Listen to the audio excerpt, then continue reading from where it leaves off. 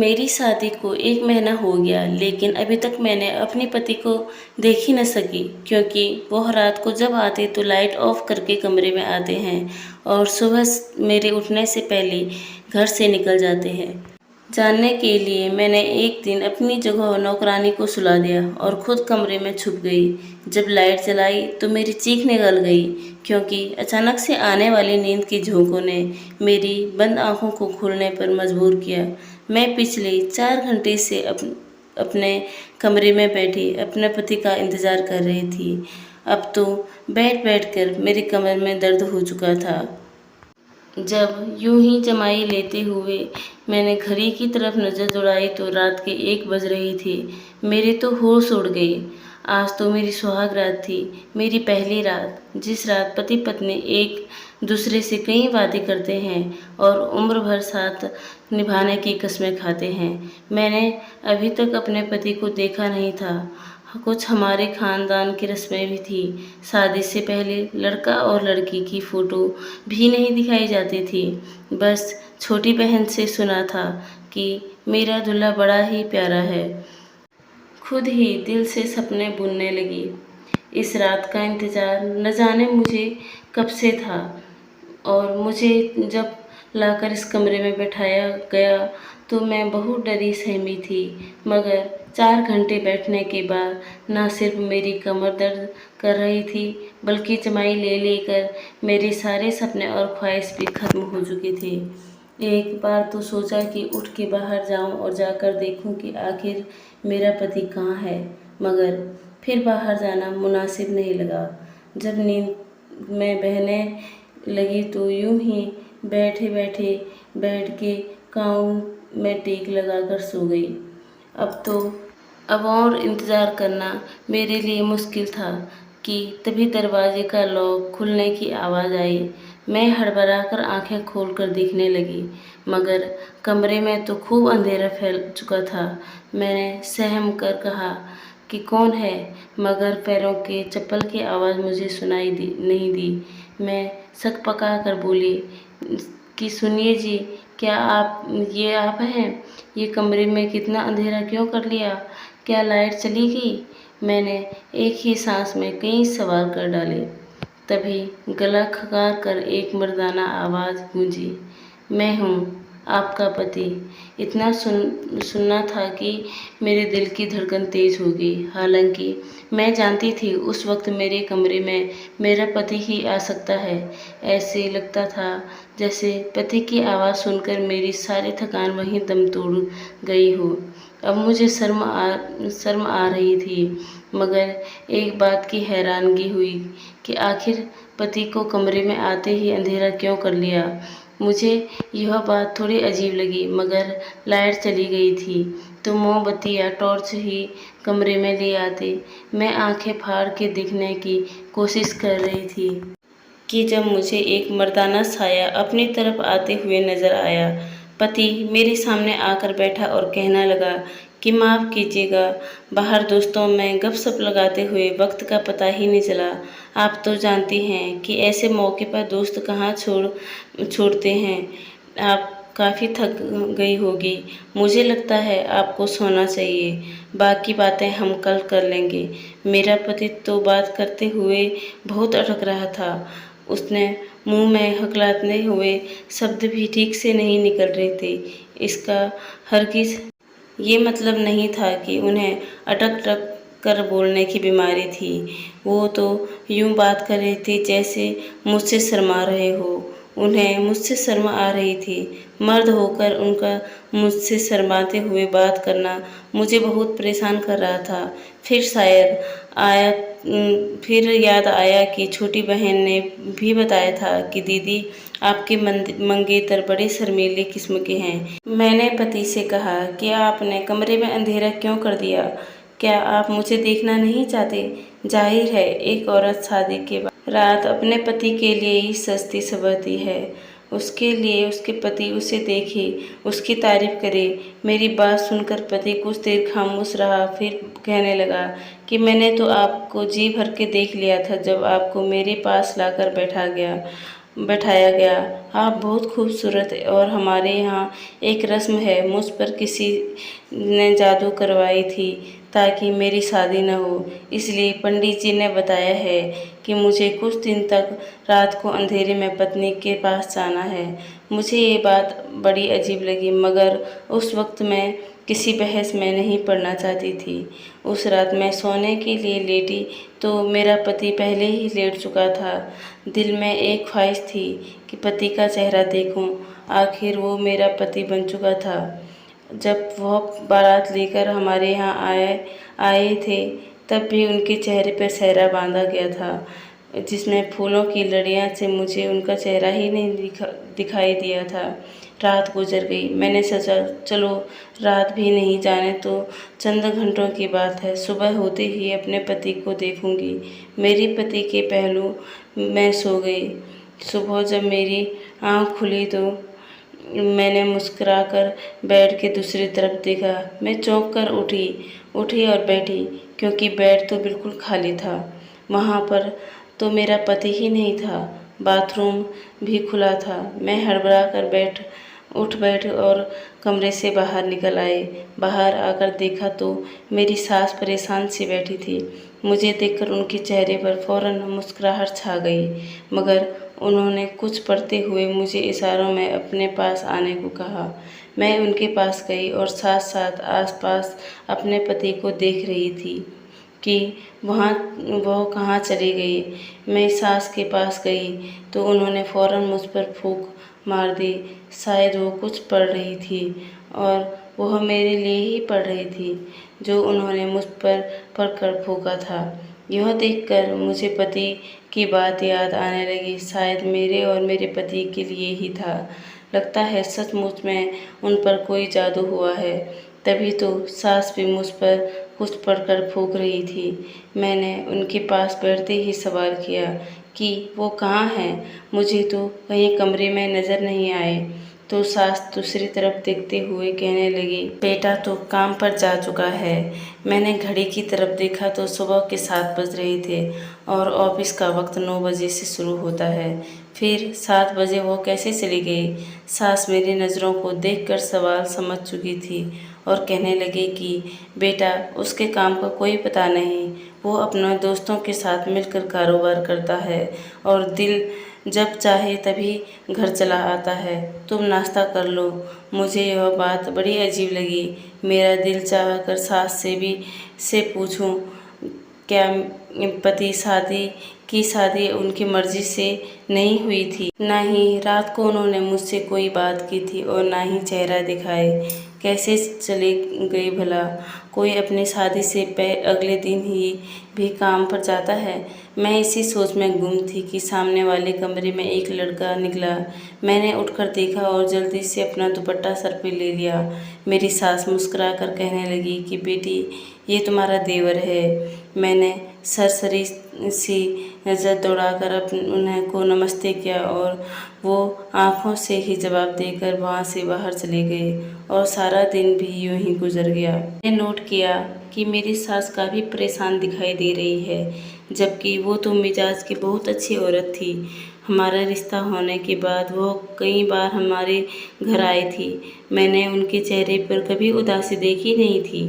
थोड़ी देर में वो खुश मिजाज थी तो बहुत खुश थी। चलो सास बहू ने खूब जमेगी, मगर वो तो मुझसे बात भी गोया ख्यालों में डूबी हुई करती थी। मैं जब बुलाती तो ख्यालों से निकल कर मेरी तरफ देख लेती। इस घर में मेरे पति सास के अलावा एक मेरा देवर भी था। हम 4 लोग भी यहाँ रहते थे। मैं अपने पति के आने की राह देख रही थी। बिल्कुल नई नवेली दुल्हन की तरह सज संवर कर बैठी थी, मगर तभी दरवाजे पर दस्तक हुई। मैंने फौरन मुस्कुराकर दरवाज़ा खोला तो सामने मेरा देवर रामू खड़ा था। वो मुझे यूं खड़ा देखकर हड़बड़ाते हुए नज़रें चुरा लिया। मैंने भी उनसे नमस्ते किया और वापस अंदर आ गई। बहुत रात हो चुकी थी। बार बार मेरी नज़रें घड़ी पर जा रही थी। न जाने मेरा पति कहाँ रह गया था। सास ने ज़बरदस्ती खाना भी खिला दिया। देवर भी वहीं खाना खा रहा था। मुझे महसूस हुआ कि जैसे वो मुझे चोरी चोरी देख रहा है। मैंने जब उसकी तरफ देखा तो बौखला कर नज़र ही बदल दिया और फिर आधा खाना छोड़कर घर से चला गया। मेरे दिमाग में बहुत ख्याल आ रहे थे। मैं यूं ही बैठ सोच रही थी कि आखिर वजह क्या थी। दिल घबराने लगा और बालकनी में खड़ी होकर रोने लगी। आंखों से आंसू बह रहे थे। शायद मैं उनको पसंद नहीं आई थी। वो मुझसे नफरत करते थे या फिर उनके दिल में कोई और था। मैं यूं ही खड़े रो रही थी कि तभी कमरे में खूब अंधेरा फैल गया। हल्की रोशनी बालकनी से बल्ब की थी, जिसे मैंने यूं ही जलता छोड़ा और फिर कमरे में चली आई। श्याम दूसरी तरफ मुंह किए बैठे थे। मैं आज हर बात क्लियर करना चाहती थी, लेकिन बिना कुछ कहे पति के पास जाकर बैठ गई। मेरा कंधा पति के कंधे के साथ लग गया तो वह फौरन मुझसे इतना दूर हुए कि उनका कंधा दोबारा मेरे कंधे के साथ ना लग सके। मैं पति से हर बात क्लियर करना चाहती थी। आखिर वो मेरे साथ ऐसा बर्ताव क्यों कर रहे हैं। मैंने एक बार फिर पति की तरफ देखा और डरते डरते पति का हाथ थाम लिया। मेरी माँ हाथ महसूस करने के फौरन श्याम ने अपना हाथ छुड़ाया और उठ खड़े हुए। दूसरी तरफ मुंह मोड़ के कहने लगे कि जो भी बात करनी है जल्दी करो, मैं थका हुआ हूँ, मुझे नींद आ रही है। पति की बातें मेरी आंखों में आंसू ले आया था। मैं बोली कि क्या आप किसी और मेरे सिवाय किसी और को पसंद करते हो? अगर ऐसी कोई बात है तो पति अपना गला खकार कर एकदम जवाब दिया, किसी और को पसंद नहीं करता, बस मेरी एक मजबूरी है। ना ही मैं आपको अपना चेहरा दिखा सकता हूँ और ना ही मेरे पास वक्त है जो आपके पास बैठकर मोहब्बत भरी बात करूँ। मुझे भी गुस्सा आ गया था। आखिर ये कौन सी मजबूरी थी कि मेरा पति मुझसे दूर भागे और मैं उसके पास आने की कोशिश करती रहूँ। उस दिन के बाद कई दिन यूं ही गुजर गए और सारी रात में यूं ही गहरी नींद सोती कि मेरी आँख फिर सुबह ही जाकर खुला करती थी। सारा दिन पति घर से बाहर रहता और दूसरी तरफ मुझे अकेला महसूस होने लगा कि जैसे कि किसी की नज़रों में हूँ। लेकिन जब मैं इधर उधर देखती तो कोई नज़र नहीं आता था। एक बार मैं शाम को चाय बनाकर अपनी सास के कमरे में जाने लगी तो उनकी आवाज़ सुनकर वहीं रुक गई। शायद वो किसी से फ़ोन पर बात कर रही थी। बार बार वो एक ही शब्द दोहरा रही थी, पता नहीं कौन था, लेकिन मेरी सास उनसे विनती कर रही थी। न जाने मेरी सास को कौन ब्लैकमेल कर रहा था। मैंने जब उनसे कमरे में दरवाज़ा खड़खड़ाया तो कमरे में दाखिल हुई तो वो फ़ोन बंद करके अपने आंसू पोंछने लगी। मैंने उनसे रोने की वजह पूछी तो वो कहने लगी कि उनका भाई है, उनसे नाराज़ है, कई साल हो गए हैं, उनसे सीधे मुंह बात ही नहीं कर रहा, ना ही कभी उनसे मिलने आता है। वो उनके फ़ोन पर रो रो कर विनती कर रही है। मेरा दिल अपनी सास की बात सुनकर उदास हुआ था, मगर उनके बाद जो सच्चाई मेरे सामने आई मैं दंग रह गई। चंद दिन बाद ही सास की बहन उनसे मिलने आ गई। मुझसे भी बड़े प्यार से मिली, खाना भी हमारे साथ खाने लगी। मैंने महसूस किया कि सास और देवर दोनों ही खाना नागवार सा लग रहा था। मेरा देवर तो खाना खाते ही अपने कमरे में चला गया और जब देवर मेरी मौसी ने देखा तो मेरी सास से कहने लगी, तुमसे रामू का रिश्ता बचपन से ही मेरी बेटी से तय किया था। अब तुम मुझे बताओ कि कब तक मेरी बेटी को बहू बना कर लाओगी। मेरी सास अपनी बहन से टालम टोल कर रही थी। मुझे महसूस कि जैसे वो रामू की शादी अपनी बहन की बेटी से करना ही नहीं चाहते थे। अगले दिन मेरी सास अभी सो रही थी कि मौसी जाग गई। मैं किचन में अपने लिए नाश्ता बना रही थी, तभी मौसी भी वहीं आ गई। मुझसे कहने लगी कि उसके लिए भी नाश्ता बना दो। मैंने उनके लिए भी नाश्ता बनाया और हम एक साथ ही नाश्ता करने लगे। मौसी मुझसे कहने लगी, श्याम नज़र नहीं आ रहा है क्या? अब वह सोया पड़ा है? कल से मैं आई हूँ, उस लड़के को मिलने की इच्छा नहीं हुई? मैंने कहा, वो सवेरे ही काम पर चले जाते हैं। कहने लगी, चलो सुबह चला गया है तो रात को वापस कब आता है?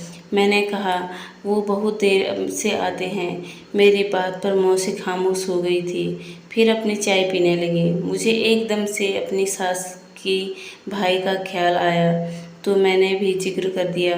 मैंने कहा, आपके भाई साहब किस बात पर इतना नाराज़ हैं कि रोज़ मेरी सास उनसे विनती करती रहती हैं, लेकिन वो अपनी बहन पर ज़रा भी तरस नहीं खाते। मेरी बात सुनकर मौसी हैरत में पड़ गई। कहीं कौन सा भाई? हमारा तो कोई भाई ही नहीं है, हम बस 2 बहनें हैं। यह बात सुनकर मैं दंग रह गई थी। अब मेरी सास का कोई भाई नहीं था तो वो रो रो कर किससे विनती कर रही थी कि वो वापस आ जाए, एक बार उनसे मिल ले।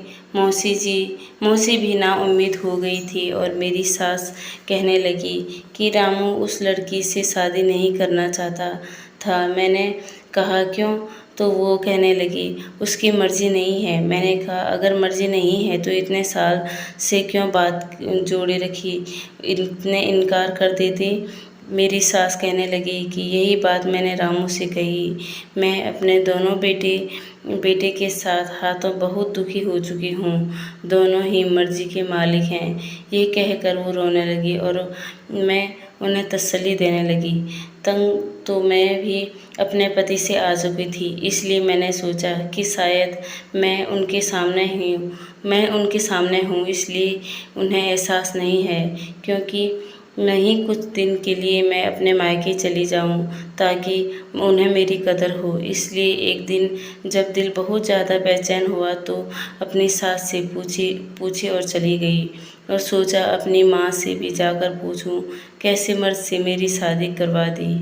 अभी तक उनका चेहरा अब अपनी पत्नी को ही नहीं दिखाया। मैं तो जानती ही नहीं थी कि वहां पहुंचकर मुझे कैसा धक्का लगने वाला है। जब मायके के दरवाजे पर पहुंची तो तभी एक कुरियर वाला आया। वो हमारे घर से बाहर था। मैंने उसे बोला, किसका पेपर आया है? वो टटोल कर देखने लगा। उस पेपर पर तो मेरा नाम लिखा था। जब खोलकर मैंने अंदर मौजूद पेपर देखा तो मेरे पैरों के नीचे से ज़मीन निकल गई। मैं अपनी मम्मी के घर जाकर अपने कमरे में चल गई। सारा दिन सोचने समझने की क्षमता सब कुछ खत्म हो चुका था। मेरे साथ कौन सा खेल शादी के नाम पर खेला जा रहा था? जो पेपर मेरे हाथ पर थे, देखकर वो जो हकीकत मुझ पर खुली थी, मैं चकरा कर गिर गई।